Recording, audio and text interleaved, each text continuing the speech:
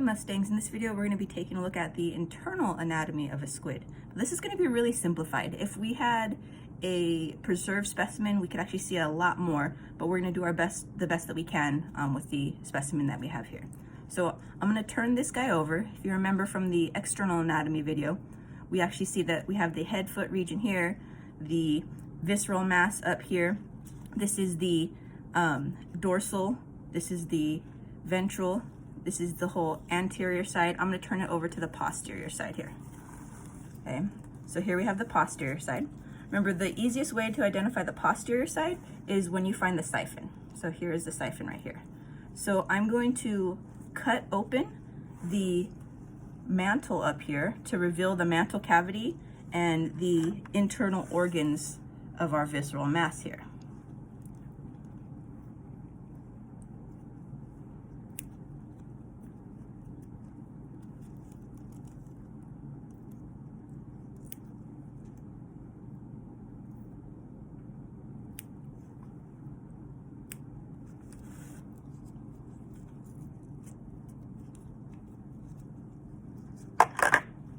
All right, now taking a look at this guy here, some of the things that we want to easily identify here, there's actually muscles that are connected right here to the siphon that are quite interesting.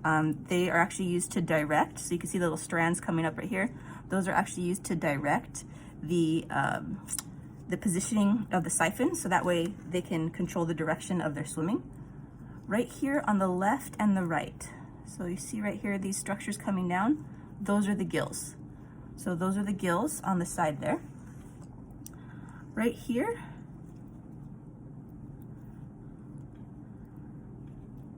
we have our ink sac. Okay, so there's our ink sac right there. If we were to actually puncture that, we'd actually get ink coming out. So we have our ink sac there.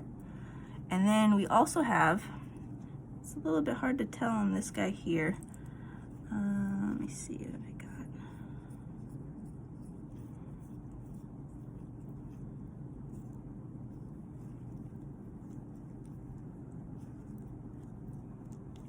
Let me grab some tools here.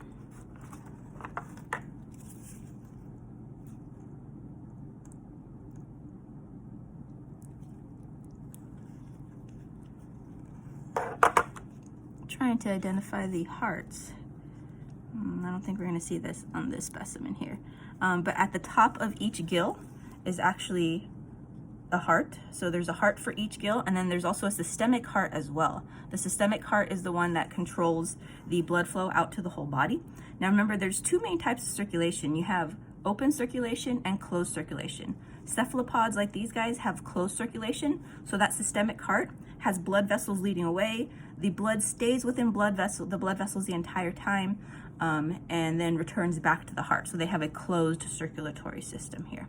Okay. All right. Now let's see if we can get the pen out. So I'm gonna kind of peel this back here. The pen is their internal shell. So their internal shell, it's pretty cool if you could get it in one piece. Oh, it just broke. I just saw it break. So these guys, cephalopods, you have your nautilus, which has an external shell, and then you have your cuttlefish, squid that have internal shells, and then you have your octopus that don't have a shell at all. So here is the internal shell of a squid. Oh, come on. There you go. Okay, so this is what we call a pen. Okay, so it's referred to as a pen. It kind of looks like an old school quill kind of pen. That's probably where it got its name from there. So this is the internal shell of the squid. And a lot of times what we do in dissections with squid, we'll actually break open the ink sac, and you can actually use the pen itself to write your name. So there's the ink coming out there of the ink sac, and you could actually use it if you wanted to write your name. Okay. All right, so that is the super simplified internal anatomy of the squid. Oh, actually forgot one. When I cut open the mantle, this is wrapped around, right? So this is all wrapped around like that. that makes this the mantle cavity. So this internal space is referred to as the mantle cavity here.